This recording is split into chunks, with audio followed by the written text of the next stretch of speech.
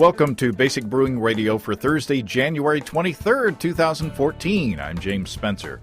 Here at Basic Brewing Radio, we're all about home brewing. This week, homebrewer Matthew Jannette joins us to talk about his experiment combining two of my favorite things, beer and cheese. If you're new to home brewing and would like to get into the hobby for the first time, check out our website, basicbrewing.com, where you can find archives of our audio and video podcasts and our DVDs to walk you through basic and more advanced brewing techniques. You can find me on Twitter. I'm Basic Brewing, all one word. Also, you can find me on Facebook at facebook.com/basicbrewing.james. Our show page on Facebook is at facebook.com/basicbrewing. We're on Google Plus, too. Thanks again to everybody clicking on the Amazon.com associate link on our basicbrewing.com site. You know how it works. Whenever you feel like Amazon shopping, go to our website first, basicbrewing.com. Click on our Amazon ad. That will take you to Amazon, where you will shop, not costing you any extra, and you'll be helping us to support this show. We greatly appreciate your support. We also have associate links for Brew Your Own Magazine and the American Homebrewers Association on our site, too. They work in a similar fashion. You can find our Basic Brewing iPhone app on iTunes, our Android app on Amazon.com. We're on the BlackBerry podcast directory. We're on the Stitcher app. We're on the Windows Phone directory. We are everywhere. Check out our brewer's logbook at basicbrewingshop.com. In the front is a blank calendar that you can use to track your fermentations and plan your brews. And there's room in the back to log the details of up to 50 batches of beer. If you want to put a tip in our tip jar, some coinage in our guitar case, you can go to basicbrewing.com/support. Thanks to everybody who's done so already. Protect your precious beer with one of our growler bags. Check those out at basicbrewingshop.com. There is a new episode of Basic Brewing Video out there this week. Steve and I taste a very simple small batch mead that I made a while back. Some of you have been asking for small batch mead recipes, and this one is a good one. You know, it's very simple. Nothing genius about it other than it just tastes really good. Check that out. Next week, I plan to post a second show that Steve and I recorded that same day. This one sampling my pineapple saison and featuring a stir-fry recipe that is also very simple and very easy that Steve whipped up to go with that beer. Also on the topic of my brewing, while we're talking about me, I brewed a lager this week. Sort of a rare occurrence around here. I noticed that my basement temperature was hovering at around 50 degrees Fahrenheit. That's around 10 degrees Celsius. So I decided to take advantage of that. I brewed a very simple Pilsner. Nothing fancy. Nothing but Pilsner malt, checked Saaz hops, and lager yeast, and some water as well. So Reinheitsgebot fans will be happy about that. I used a technique of running ice water through my immersion chiller with a pond pump, and a little immersible pond pump to get the wort down to lager pitching temperature. If in my experience, in the wintertime, the water coming out of the tap is pretty cold, so that initial heat bump of the wort comes down pretty quickly, but then it plateaus out. And it's hard to get past that. So recirculating ice water through the coils of my immersion chiller gets down off of that plateau pretty quickly. So I wrote an article about that technique on beerandwinejournal.com, so check that out. You can read that and also see pictures of my setup in that article. And I shot video for a future show when that lager is done. There's great news, not about me, coming out of Alabama. The registration process is open for the new Auburn University Brewing Science Program. Got an email from Martin O'Neill, who's the head of Nutrition, Dietetics, and Hospitality Management at Auburn.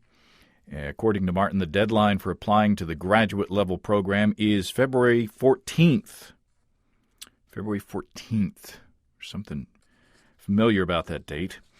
The program will be open to 10 spots. According to Auburn's website, the 18-hour curriculum will provide students of the program not only the science of craft beer making, but also insight into the business of owning a microbrewery. There's also a distance learning component. Listen to this. The distance education program marries traditional educational approaches with real-world application, leading to a state-of-the-art interactive learning experience. To this end, the program has partnered with Oscar Blues Brewing and other leading brewers to showcase best practices in all aspects of the brewing industry. Very cool. Great news for Auburn and for Alabama as a whole. I bet you that they're going to see new microbreweries being put in down there. And thanks also to listener Tracy down in Opelika for letting me know about the new developments as well. There's also fun news coming out of Spencer, Massachusetts. No relation. The monks of St. Joseph's Abbey are brewing up an American Trappist ale. I believe that's the first time that the United States will have a real Trappist ale. The beer is called Spencer Trappist Ale. I guess I can scratch that name off my potential commercial beer name list. I'm looking forward to hearing more about that, and I hope tasting it. And it would be fun to have some chalices with Spencer on them. Now, let's head into a fun interview this week with Matthew Jannette. Matthew wrote me a little while back to tell me about his experiment combining cheese making with beer. Now, we've talked about cheese making on our video podcast, and we've certainly talked a bit about beer, so it seemed like a natural combination. Matthew Jannette, welcome to Basic Brewing Radio. Thanks, good to be here. You did something fun, and you sent me an email about it. We talk about pairing beer and cheese a lot, but you did it in a more kind of intimate way. What did you do? Well, I did an experiment where I actually took cheese and pretty much soaked it in beer. I did kind of 3 different variables, and the first one I just took a white cheddar cheese and pretty much just washed it in a beer on the outside of it only. But then the other 2, I actually took the curds before pressing and soaked the curds in a stout beer, and then pressed it together and got some pretty interesting results. Now, I guess I should ask, first of all, what put you in the position where you're doing an experiment like this? Well, I'm currently a food science student at Michigan State University, so I took a dairy processing class last spring semester in 2013, and for that class we had to do a research project. It was just pretty much create a dairy product. So I heard rumors in the past they did a wine-soaked cheese. So I kind of, being a home brewer, I was just like, you know what, I'm going to do it with beer. And so that's pretty much what happened. Had to go through some loopholes to kind of get the administration to approve and all that. But pretty much that's what happened. So we had a couple of our students and myself. I pretty much designed the project, and we all made it and kind of went through it, and everyone was pretty excited and happy about the results. So, well, no spoilers yet. Let's get through the process. Now, I've made mozzarella cheese before, and I've accidentally made ricotta cheese before because I didn't make the mozzarella right. The good thing about that is it still tastes good in lasagna. Yeah. So take us through the process. I mean, you say you're making cheddar. Take us through the details. I mean, if we wanted to make cheddar at home, how would we do that? Well, in comparison to mozzarella cheese or ricotta cheese, it's actually a lot more time consuming. I started the day off probably at about 10 o'clock in the morning and finished about 5 or 6 p.m. at night. So, yeah, just a long time. Pretty much what we had to do is we took raw milk and we actually had to pasteurize it ourselves. So we had a mini pasteurizer. We did that. And we started with about 40 gallons of milk. So for the average buyer, I don't think they'd be doing 40 gallons, but being at a university with, I guess, almost unlimited resources, I can do that. And so took milk, pasteurized it. We added a starter culture. Specifically, it's a mesophilic DVS starter culture. To the average person, it's you just pretty much we just bought it out. It's like we sent it through well, the cultures, got through the university, and we just added that to our milk. And we also added rennet, which is the enzyme that coagulates the curd. And then we that was diluted about 40 times, and then once a gel forms, we had to cut it into cubes and then increase the temperature to kind of cook it. You have to like hold it at a certain time and then drain off the whey. And then do something called trenching, where you basically like you pile up the curds so that the whey can drain off of them, and you pretty much just have the curds left. And then you have to do like a cheddaring process where you kind of cut the blocks of curds into slabs and like rotate them and salt them periodically to kind of get that cheddar flavor. It's kind of what makes cheddar comparison to like a Colby cheese or a Monterey Jack cheese. And what's specifically in the culture that you're adding? Are those bugs of some sort? Yeah, it's a bacteria culture. If you give me 2 seconds, I can find the actual culture name. Because I know in mozzarella or the fresh cheeses, it's just essentially putting the rennet in there, which I think is, what is that? Is it's either an enzyme or mimicking an enzyme from like a goat stomach or something?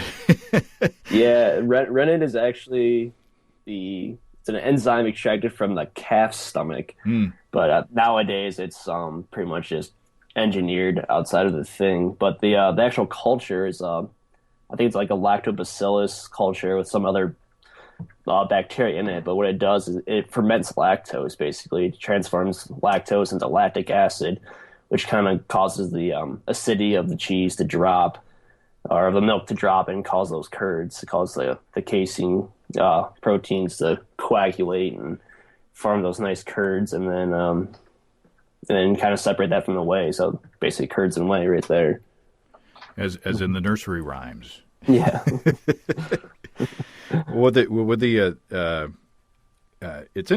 I've read theories on the origins of cheese, and the theory was that people were carrying around milk in literally the stomachs of calves, just as a carrying vessel, and then the transformation happened, kind of accidentally. Mm-hmm. It's good that we don't have to have internal organs as luggage nowadays, but sometimes good things can happen. Mm-hmm. So you've separated your curds and whey, and you've salted them, you kind of seasoned them, and then what happens? Well, once we have the curds, and they're not really like the traditional curds that people are used to seeing. It's like basically a slab of just these curds together, and then we have to put like a little mill that kind of makes actual curds. It kind of cuts up that big slab of salted cheese curds, and then after that we pretty much separate it into 3 10-pound blocks. And what we did for that, the first one we just put it in a hoop press and press it for 40 or press it over 24 hours to kind of cause all those curds to like to form and kind of create the cohesive cheese block. But then the other ones, the second batch we actually soaked for about 2 minutes in stout beer.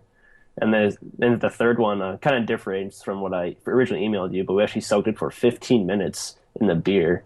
And then we did the same thing. We put them in a hoop and pressed them overnight.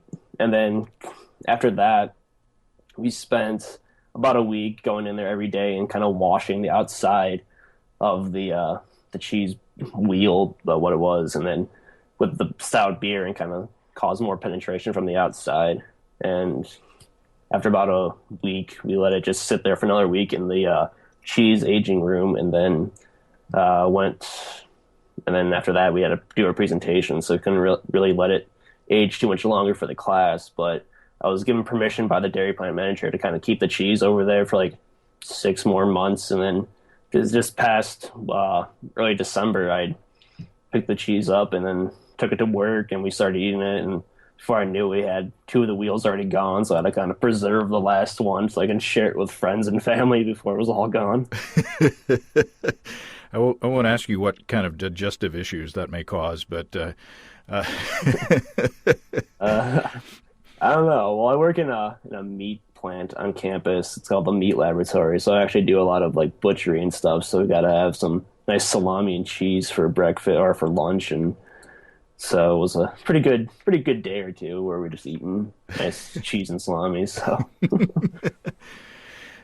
you got a cheese, kind of a control that was not soaked in the beer at all. One soaked for 5 minutes, and then one soaked 2 minutes. 2 minutes, and then one soaked for 15 minutes. Yeah. Did you see any differences right off in the process? Yeah, kind of like after the soaking, we actually saw that like the curds were like starting to get like darker colored, and you could definitely tell like which ones were soaked the longer in the process. And then throughout like the brushing and stuff, you were able to tell actually to see like the outlines of each individual curds in the block, because it was like a big curd and then like a layer of like brown and then more curds, and it was actually really cool to see, and just like totally like I don't know, like we had no idea what was going to happen. It was never done before that we knew of, and like so we're trying to like look up like how to do it on the internet before we started doing it, and there's nothing on it. So I was like, all right, let's just wing it, and worst comes to worst, we have beer and cheese soup or something. So that's awesome. So is cheddar? Does it turn that yellow color naturally, or not? No, they actually add a colorant called annatto. It's like an extracted color from some seed. I forget what from. Maybe it's the annatto seed. I don't know. From some seed, it's an extracted color that's usually added to the cheese, and I forget why they added it, but we went with white cheddar cheese just so we can actually see the stout beer in it. That was the whole methodology behind it, just so we can actually see the colorant without having any issues of the annatto. It's basically the same thing, just we didn't add colorant. We added beer instead. So was this your own homebrew? It was not. It was actually Guinness. I was out of stout beer at the time. I didn't have all my equipment because I split my equipment with my two friends that I homebrew with, and they say hi, James. They listen to your podcast as well. So, and then yeah, I just was like, you know what? I just didn't really have time. I work and I have classes, so it's just like, you know what? I can save the beer for myself and drink it, and then I'll just go buy some Guinness beer and use that. So, who are your homebrewing buddies? Dan McCarthy and Luke Albertson. Hi, Dan and Luke. Yeah. Thanks for letting us borrow Matthew for a little while.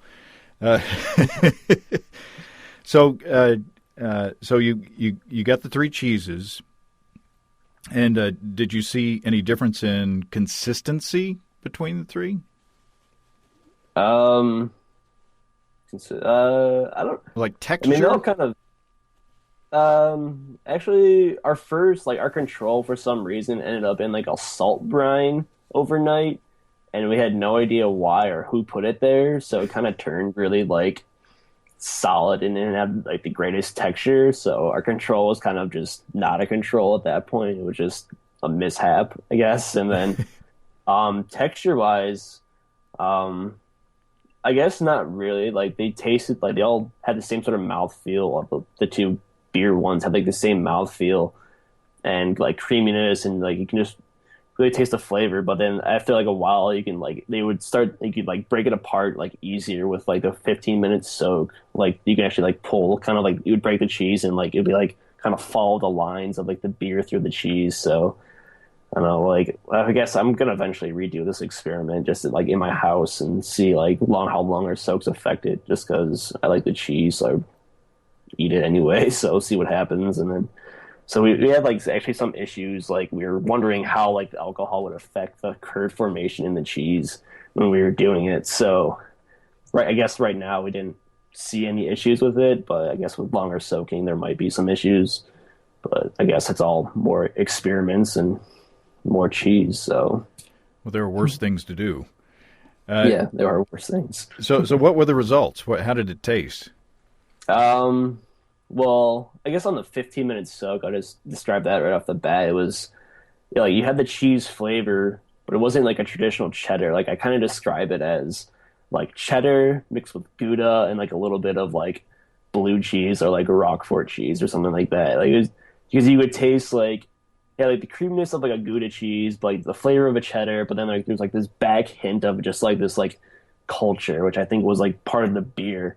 And I was like, huh, that's really, really interesting. And it was really interesting to me. And then you can also like taste the beer itself. Like it wasn't like, oh, this is stout beer. It was like this sort of bready, like beery flavor and like yeasty. So it wasn't beer itself, but it was definitely that you could tell it was there. And like since we washed the outside of it with beer for like a week, it created this nice like rind. That's like the primary where the flavor was, and you can taste it a lot more there. Huh. So you got more flavor from the outside than the inside. Yeah, I don't. Yeah, surprising. So And then the 2 minute soak, could you taste a lot of difference between the two? it was more cheddary and less beery. It was a milder beer flavor to the cheese, and then like our control was just cheddar cheese, basically, or really bad cheddar cheese, I guess. But Salty cheddar cheese.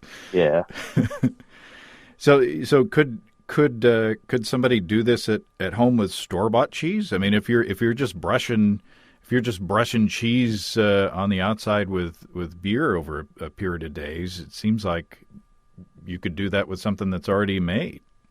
yeah. I mean, yeah. If you want to go buy a cheddar cheese and soak it in beer, go for it. I mean, the only thing you couldn't do would be soaking the curds individually, so you couldn't really do like our second two batches, because you have to actually make the cheese to do that, unless you bought cheese curds and then smash them all together. And I don't know. I mean, you can do it. Take shortcuts because I mean they do have cheese curds out there for sale, and I guess it's easy. Just the hard part would be getting the like the cheese molds and all that to kind of press them together. So, but yeah, I mean, totally doable at home. I don't see why not. There's home cheese making, so Oh yeah, totally possible. yeah. You're talking about doing a batch yourself at home. Is it more difficult to do at home? I mean, what kind of gear do you have to make cheddar at home? I mean, with the mozzarella, the fresh cheese that I made, you just need some pans essentially, and some muslin to drain it, or cheesecloth to drain it. But what kind of gear do you need at home to make cheddar?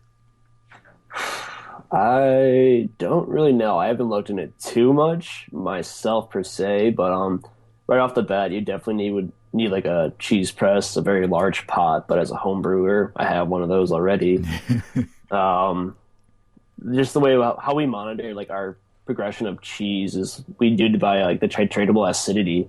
So when we to like kind of mark off like when the cheddar was done, like reach the right pH is what we're looking for. So you have to definitely have some sort of, burette and like stuff like that, to like do like how we did it or how we monitor it. But I'm sure there's other ways that like the home cheesemaker do that, because I don't really think you need to go too scientific with it. Just kind of, I don't know, I guess go to the local home cheese making shop, pick out a kit and get a book. It's pretty much what I did to start home brewing. So I guess it'd be the same way. Yeah, I know. I'm not a home cheesemaker yet, so. I know Andy Sparks has made cheddar at home. It's a few more steps difficult, but I don't think it's that hard. I mean, if you can homebrew, you can do just about anything along those lines, I would think. Yeah. So what was it? Is there something particular about cheddar that lend itself to this process, or are there other styles of cheeses that you could pair with other styles of beer? I chose cheddar kind of doing this like Irish tribute. I'm part Irish, so I was just like, you know what? I'm gonna do white cheddar and stout beer. I just picked it out of a whim. I was also thinking about doing like a Colby Jack and or like a Colby cheese with like an IPA or something. But I was just like, I'm gonna do white cheddar and stout beer just because I homebrewed a beer. It was like my Irish dedication beer. It was like a imperial stout beer that I aged like in a bourbon barrel and then like added fresh mint to kind of like mimic like Bailey's and like kind of creaminess. So it turned out pretty well. And then I don't know, I've done this Irish cake of dedication lately, I guess. So I just chose that. And then, I mean, for any other flavors, like, yeah, I guess it's it's a limitless basically. It's all the different styles of beer, all of the different styles of cheese. Can do like whatever. Just like you can do like there's two different like main styles. Like there's cheddar cheese, which goes through a cheddaring process, and then there's like Colby Jacks and that sort of cheese, and which is like doesn't go through cheddaring. It's a little different and different sort of processing than, but it's still like pressing the curds and stuff like that. So you can do definitely with Colby like I don't know, like I like an IPA. I think it'd be really interesting to get like that hop flavor in cheese. So yeah, Guinness is not a very bitter beer, but did the bitterness from the beer come through in the cheese too? Not at all. No, it was mostly like that bready, beery, yeasty flavor. So like I couldn't distinctly taste, oh, this is stout beer. I just tasted like generalized beer flavor. So I think maybe like a longer soak, or actually like soaking the cheese in the whole wheel into a beer might create like a stronger flavor. So it's all more experimentation. I guess really would make me more of an expert. I guess so. Be interesting to play with a funky cheese in a funky beer. Maybe pair those two together. Of course, it might be too much if you. Yeah. Yeah, like Roquefort and like some crazy Belgian beer. Yeah, that'd be very interesting. Really, really intense. like a sour beer with a funky cheese might be a little much for the palate. Although it's worth a shot. Yeah. So what's next on the experiment list? I don't really know yet. I'm actually taking a brewing and distilling course here at MSU this semester. So I guess whatever comes around there, we'll see. So up at Michigan State? Yeah, we actually just started a program this year. It's like a specialization. It's called Beverage Science and Technology. It focuses pretty much on like alcohol production, just like wine, spirits, and beers. We just have a couple classes that you take and just kind of really get involved. Like I'm hopefully heading into that field somewhere. Like I'm thinking maybe like winemaking and kind of keeping homebrewing as a hobby, so I don't like ruin my passion for it. But I would not be opposed to being a professional brewer at some awesome Michigan brewery. So. Yeah, no kidding. That's are there a lot of people in that program up there? I don't really know. It's because it's like a specialization. It's not like a dedicated like degree or anything yet. It's just like 5 classes that you have to take, and then like some of my friends are taking it. I would say maybe there's like 50 students right now taking it in the whole campus. It's like people can take the classes as well, but I don't know how many people are actually doing the specialization.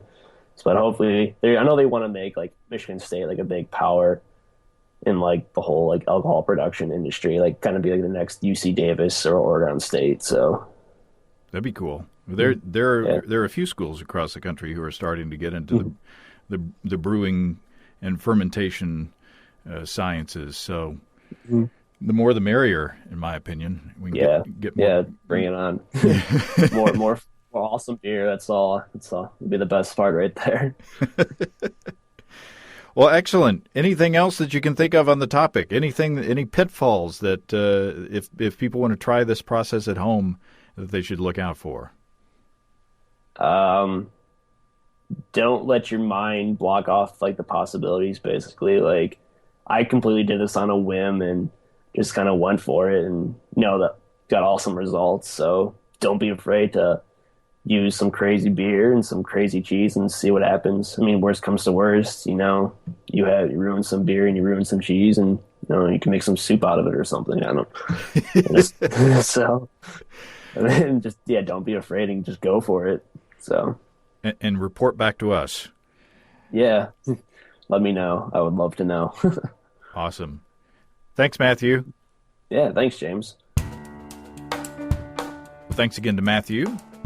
I expect to hear reports from you cheese makers out there telling me about your favorite beer and cheese pairings and how they came together as one. After all, you know what they say, blessed are the cheese makers or any manufacturers of dairy products. If you have questions, brewing suggestions, show suggestions, or just want to say howdy, write to james@basicbrewing.com or just fill out the contact form on basicbrewing.com. Please don't forget to tell us where you're from. Our Basic Brewing growler bags are still available on our shop. Protect your precious homebrew and craft beer as you take it from place to place. Check out our support link where you can throw a couple of bucks into the tip jar by subscribing financially to our podcasts. Be sure to check out our DVDs, Extract Brewing and Partial Mashing, Stepping into All Grain, Low-Tech Lagering and Decoction Mashing, and Introduction to Wine Kits. You can find them all on our site. We've got combo deals to save you a few bucks if you want to buy more than one DVD at a time, and you can check out our Basic Brewing shirts as well, too. Our brewers' logbooks are also in the store. Keep track of up to 50 batches of beer. You can see a listing of the fine folks across the country who sell our DVDs on basicbrewing.com. And if there isn't a vendor in your area, you can order them online in our online shop at basicbrewingshop.com. Thanks to everybody who's continued to click on our Amazon.com link. We appreciate the support there. Our featured products this week that were purchased through the link are Little Man in a Dog Suit, the story of a Boston Terrier, and Camco 5500 watt 240 volt screw-in Lime Life Ripple water heater element, ultra low watt density. Lime Life Ripple is the worst wine ever, by the way. And thanks again, everybody. Remember, I can't tell who bought what, so no worries. Just click on the Amazon.com logo on our site the next time you feel like Amazon shopping. We greatly appreciate your support. And don't forget, you can also join the American Homebrewers Association and subscribe to Brew Your Own magazine through the associate links on basicbrewing.com. That is all until next week. Until then, thanks for listening, everybody. I'm James Spencer. Production help for Basic Brewing Radio and our website is provided by Kelly Dodson, where our website is based in Austin, Texas. Basic Brewing Radio is a production of Active Voicing. We'll talk to you next time, everybody. So long.